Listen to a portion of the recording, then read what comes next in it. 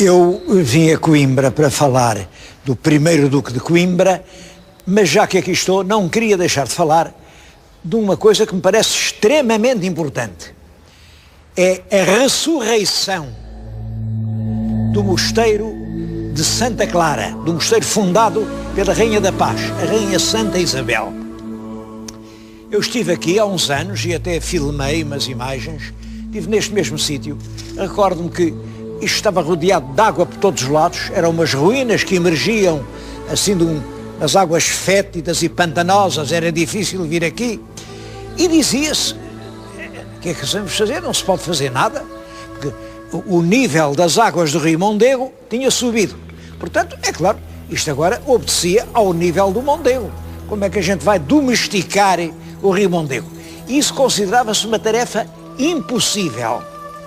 Ora bem, eu acho que estas obras mostram que quando há vontade, competência e cultura, não há impossíveis.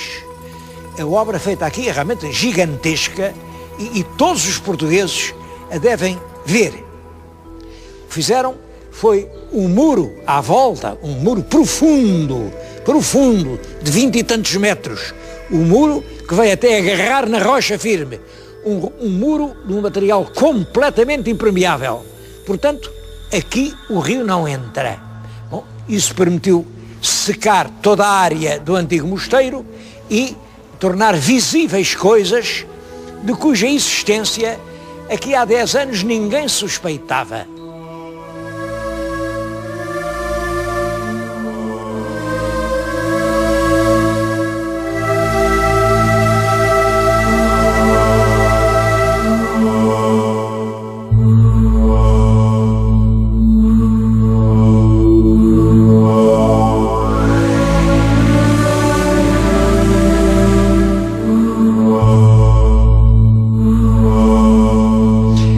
Olhem, toda esta vasta área estava coberta pela água, claro, e por terras.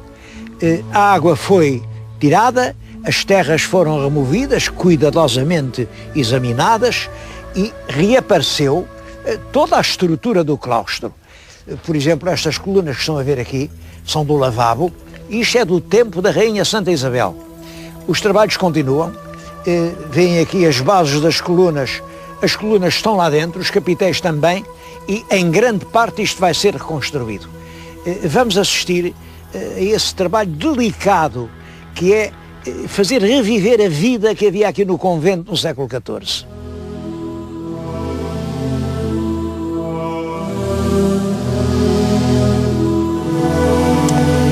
Gostava que vissem agora aqui uma equipe de arqueólogos a trabalhar. Bom, isto claro era um arco, mas depois foi subindo o nível das águas, isto foi tudo entulhado e as freiras fizeram disto uma espécie de lixeira, deitavam para lá os restos.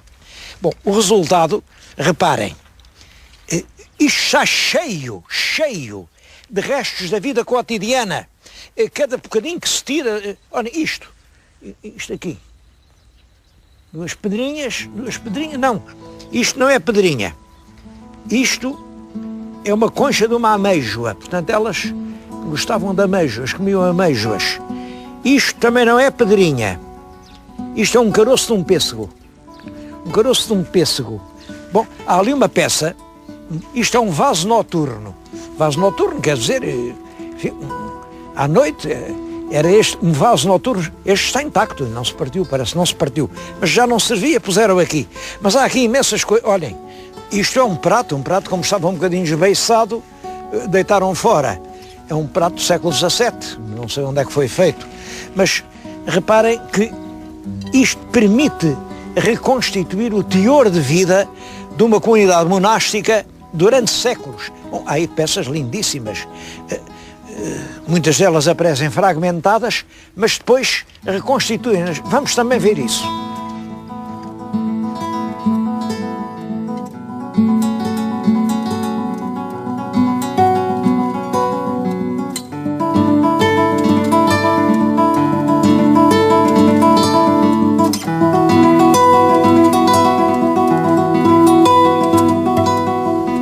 Estou aqui a assistir técnicas de arqueologia que estão a colar pequenos cacos que apareceram, mas dos cacos surgem peças admiráveis. Olhem-me aquela jarra, olhem-me aqui este prato. Eu próprio tenho agora nas mãos, é uma peça de medida, tem aqui, isto são as armas do convento, isto é armas de Aragão, armas de Portugal, portanto é a Rainha Santa, a coroa de rainha e à volta o cordão das franciscanas, das clarissas. Tudo isso eram cacos quando apareceram e hoje é um jarro quase completo, só lhe falta a asa, que pode ser que apareça um dia. Bom, há aqui peças fascinantes. Esta taça que é lindíssima, lindíssima. Bom, nada do que está aqui é português. Isto mostra realmente, enfim, o relativo luxo com que viviam estas freiras em Santa Clara.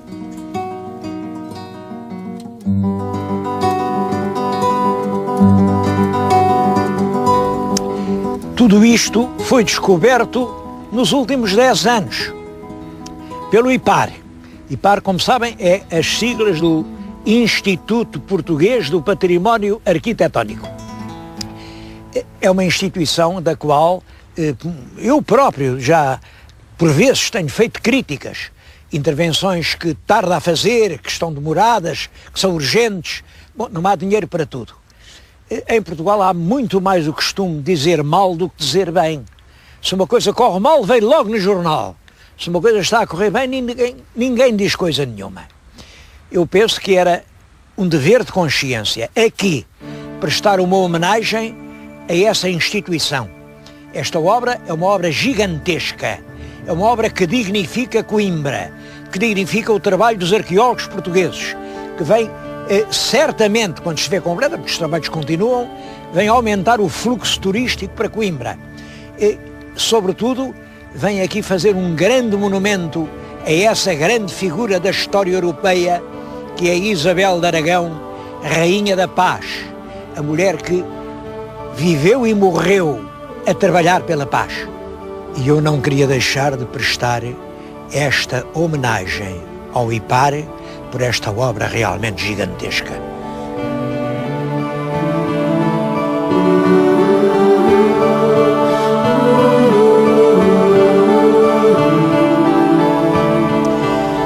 Aquelas obras da ressurreição de Santa Clara a Velha emocionaram-me tanto que eu quase já não falava no Infante Dom Pedro. Bom, e o Infante Dom Pedro é um tema apaixonante. A meu ver, mesmo, é um dos temas que estão a precisar de uma grande revisão histórica. A história que se conta é uma história muito bonita, que é um infante muito bom, depois o maroto do rei e as tropas do rei mataram. Bom, isso é uma história romântica que os documentos não confirmam, nem a situação, nem o tempo. E eu gostava de chamar a atenção dos senhores telespectadores para esse episódio profundamente dramático da história nacional, que é a vida e morte do Infante Dom Pedro, o Infante das 7 Partidas. Ele era o 4º filho do rei Dom João I, filho legítimo, filho de Dom João I e da rainha Dona Filipa de Lencastre. Isso quer dizer que pelo lado da mãe era inglês, pelo lado do pai era português. Isto explica já o caráter um pouco diferente deste Infante Dom Pedro, que era um homem de um superior talento, é uma grande figura. Insisto nisto porque eu agora, na continuação do programa, não vou dizer bem do Infante Dom Pedro, e com isso sei que vou escandalizar muita gente. Infante Dom Pedro é daquelas figuras sacralizadas de que ninguém pode dizer mal. E eu não vou dizer bem, porque vou dizer aquilo que acho que é a verdade. Era o 4º filho. Dom João, quando se casou, já tinha um outro filho, o filho bastardo, que é Dom Afonso, que foi conde de Barcelos e depois foi duque de Bragança.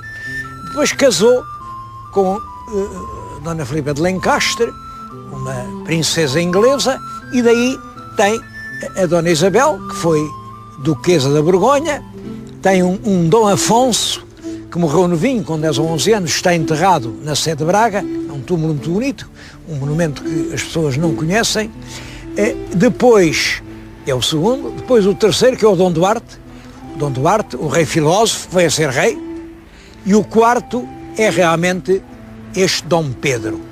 Ele nasceu em 1392. Reparem, está a acabar o século XIV, mas quando é a expedição de Ceuta, em 1415, ele já tinha 23 anos, e é depois de Ceuta que o rei lhe dá o título de Duque de Coimbra. É o primeiro Duque de Coimbra. Portanto, Duque em 1415. Sabe-se que ele veio aqui para Coimbra, viveu por aqui, mas ele era um homem ambicioso, um homem que precisava de, enfim, ter fortuna, e tudo isto era pobre, e eles eram muitos irmãos. O rei não lhes podia dar grande coisa, e por isso ele zanga-se. Há quem diga que ele tinha ciúmes do carinho que o rei tinha por um irmão mais novo, que era o Dom Henrique. Não acredita em nada disso, não há nenhum documento que mostre uma coisa dessas. O que sabemos é que ele, em 1425, portanto 10 anos depois de Ceuta, sai de Portugal, e também sabemos, por um escrito do irmão Dom Duarte, que saiu com pouca intenção de cá voltar. Quer dizer, ele foi correr o mundo como cavaleiro andante, oferecendo os seus serviços por essa Europa, que então estava em luta contra a invasão do turco. Sai daqui, 1425, e andou por lá 3 anos. Durante esses 3 anos ele correu muito mundo. Ele esteve na Hungria, e ajudou o imperador da Alemanha na guerra contra os turcos. Os turcos ameaçavam ocupar toda a Europa. Isso é importante. Ele é um dos cruzados na luta contra os turcos. Bom, também esteve na guerra contra os hussitas. Isso é curioso. Os hussitas não eram turcos.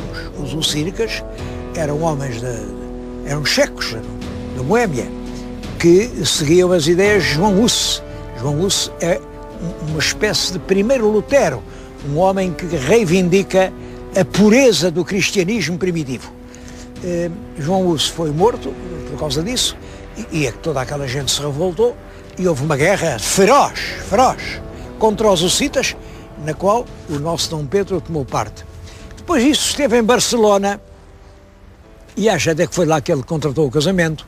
Esteve em Veneza, esteve em Pádua, esteve em Ferrara, esteve em Roma, tudo isto, há notícias de tudo isto.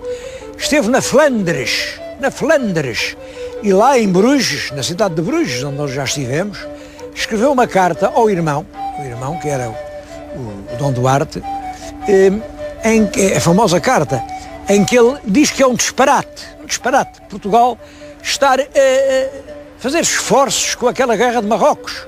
Ele até falando de Ceuta, a cidade de Ceuta, que era o orgulho da nobreza portuguesa. Nós dominávamos Ceuta em África, e o rei chamava-se rei de Portugal e dos Algarves, da Aquém e da Alemar em África. Bom, ele dizia, isso é um disparate. Ceuta é apenas um grande sumidouro de homens e de dinheiro. E tinha razão. Amém? Ceuta não nos trouxe vantagens nenhumas, morreu lá imensa gente, era uma frente de combate diária, e realmente sumiam-se os homens, sumia-se o dinheiro, e as vantagens não foram nenhumas. Esta carta é escrita em Bruges, mas de Bruges ele depois esteve também na Inglaterra, porque ele era de sangue inglês, foi à Inglaterra, e por isso ficou conhecido como o infante das 7 partidas, quer dizer, era um homem extremamente viajado, conhecia a Europa do seu tempo e percebia o grande valor do comércio. A Europa Nova estava com base no comércio, nas trocas, na moeda, nos negócios. Já não era mais as conquistas à maneira medieval, aqui mando eu, nada disso. Havia uma Europa nova, uma Europa capitalista. E é isso que o nosso infante aprende nas suas viagens. Eu considero isso extremamente importante. Olhem, há até um historiador português do século XX, o Dr. Veiga Simões, que diz que ele, quando saiu daqui, partiu um homem medieval, e quando voltou 3 anos depois, vinha um homem moderno. É possível. É possível. Embora sobre o infante tenha escrito muitas fantasias, muitas. Mas isto é possível. Eu não sei como ele era quando saiu. Sei que saiu zangado com o pai, porque o pai não lhe dava o que ele entendia necessário. E sei que voltou 3 anos depois, em 1428, e vem para Coimbra. Vem viver para Coimbra. Aquele grande edifício da universidade, que é os Passos. Ali é que era o Paço Real, que depois foi dado ao Duque, e ele deve ter vivido ali todos esses anos, que vão de 28 até à morte do pai, porque ele nunca conseguiu refazer a amizade com o pai. O pai morreu em 33, morreu 5 anos depois, e o infante Dom Pedro nem sequer foi ao funeral do pai. Isto é uma nota que os biógrafos não costumam contar, mas é certo. Ele, apesar do pai ter morrido numa longa agonia, ter os filhos todos à volta, ele não quis ir. Saiu daqui, foi até Leiria, e na Alcácer de Castelo de Leiria esteve a escrever uma longa carta ao futuro rei, Dom Duarte, a dizer como é que ele devia reinar. Bom, ele foi realmente muito amigo de Dom Duarte. Dom Duarte é um rei que reina há pouco tempo, reinou 5 anos, e é no tempo de Dom Duarte que se dá realmente a tragédia de Tanger. Tanger é uma expedição que os portugueses fazem para conquistar uma nova cidade no norte da África. Essa expedição correu mal, os portugueses demoraram-se muito tempo. Quem comandava a expedição era o infante Dom Henrique, e acompanhado com o irmão, o infante Dom Fernando. Eram tudo filhos do rei. Bom, mas realmente Dom Henrique não seria um grande general, porque demorou-se muito tempo. Deu ocasião a que os mouros mobilizassem milhares e milhares de homens. Os tambores da Guerra Santa reboaram por todo aquele deserto, e de centenas de quilómetros vieram milhares de homens de armas, e a certa altura os portugueses que estavam a cercar Tanger sentiram-se cercados por uma multidão imensa de mouros. Bom, cercados, sem água, sem pão, sem nada, e tiveram que negociar, vir-se embora para não morrer lá todos. E o infante Dom Henrique faz uma coisa, prometeu: bom, deixem-nos ir embora que nós entregamos a cidade de Ceuta. Prometeu isto. Prometeu, mas o infante não podia prometer, porque a cidade de Ceuta não era dele. É claro, os mouros naturalmente disseram também promessas, muito bem. E quem é que fica aqui para garantir que o senhor entrega a cidade de Ceuta? Bom, e o infante Dom Henrique, com vontade ou sem ela, disse: bom, fica o meu próprio irmão, filho do rei de Portugal, irmão do rei de Portugal. Fica o infante Dom Fernando, é aquele a quem nós chamamos o infante santo. Ficou lá como garantia de que nós cumpríamos a palavra dada. Entregávamos aos mouros a cidade de Ceuta. Bom, só que o infante Dom Henrique volta a Portugal, isso é um problema grave, há quem não concorde. O rei Dom Duarte reúne cortes, as cortes são da opinião que não se deve entregar a cidade de Ceuta. Isso, nessa altura, tinha muita importância para os portugueses, a importância religiosa. Bom, e portanto, não se entregou Ceuta, e o pobre infante Dom Fernando ficou lá numa condição degradante, ignominiosa, vexatória, reduzida à situação de escravo, a fazer os trabalhos mais sórdidos, tratado como um escravo, tratado à chibatada, coitadito, e olha, e lá morreu. E é curioso que o rei Dom Duarte também pouco mais viveu. Dom Duarte morre no ano seguinte ao desastre de Tanger, morre em 38, e quem é que lhe vai suceder? O rei só governou 5 anos, o filho que deixa, Dom Afonso V, o novo rei, mas tem 6 aninhos. Como é que um menino pode reinar com 6 aninhos? É preciso um regente, enquanto o rei é uma criança. Mas o Dom Duarte sabia isso e no testamento deixou muito claro: o regente, sem introdução de mais ninguém, vai ser a rainha mãe do rei, a rainha Dona Leonor de Aragão. É claro que este testamento descontentou muito o infante Dom Pedro, pois ele era era irmão do rei e era um homem extremamente esclarecido, culto, lúcido, inteligente, capacíssimo de governar. Porque é que ele não tinha ficado regente? Bom, e aí há 2 anos de confusões, de luta, de guerra, cortes, intrigas, mas cada um conta as coisas a seu modo. Dizem que foi o povo, foi o terceiro Estado que exigiu que ele ficasse regente, ele, contra o que dizia o Testamento. Também é verdade que é o infante Dom Pedro quem move o terceiro Estado e ele consegue realmente ser aclamado pelo povo de Lisboa o verdadeiro regente e no ano 1440, portanto 2 anos depois da morte do rei, e daí até 48, durante 8 anos, é ele quem governa Portugal. Devo dizer que até ao ano de 46 governou de seu pleno direito. Pronto, as cortes aclamaram-no regente, o rei era menor, ele é que regia. E regeu bem. A regência de Dom Pedro é uma regência muito inteligente, uma regência de um país andar para a frente. Ele dá um grande impulso aos descobrimentos, não há dúvida nenhuma disso. É isso que faz de Portugal uma grande nação atlântica. Só que em 46, o reizinho pequenino já não tinha 6 anos, já tinha 14. E nessa altura achava-se que aos 14 já se era maior. Ele entregou-lhe o poder, mas dizem que é uma fita, e que o reizinho lhe disse: bem, mas o tio continua a governar, que eu gosto muito disso. Bom, os nobres é que não gostaram. E 2 anos depois, quando o rei fez 18 anos, o rei acabou por dizer ao Dom Pedro: agora quem reina sou eu. Quem reina sou eu. Bom, e o Dom Pedro, olhem, veio aqui para Coimbra, para aquele palácio, fechou-se ali. Mas aí começam as intrigas. Começam a dizer: não, o Dom Pedro fez isto, e fazer-lhe uma acusação que era verdadeira. É que as armas do exército, armas novas que ele tinha comprado para o exército, ele tinha-as guardado aqui em Coimbra, e não em Lisboa. E como o Duque de Coimbra era ele, agora dizia que as armas eram dele. E o rei deu ordem para que ele as entregasse. E ele não aceitou a ordem, disse: não dou as armas. Posso dar o dinheiro que elas custaram, mas as armas não dou. Reparem que isto... Bom, nessa altura o rei pede ao antigo Conde de Barcelos, que agora já é Duque de Bragança, e que é irmão do Dom Pedro, também é filho de João I. Pede que venha à corte, ele está lá em cima, em Chaves, e vem por aí abaixo, e para isso tem que atravessar as terras do Ducado de Coimbra. Mas ele diz: aqui não passa, aqui quem manda sou eu. O rei manda-lhe ordem: faz favor, deixe passar o Duque. E o Dom Pedro diz: não deixo, estas terras são minhas, aqui quem manda sou eu.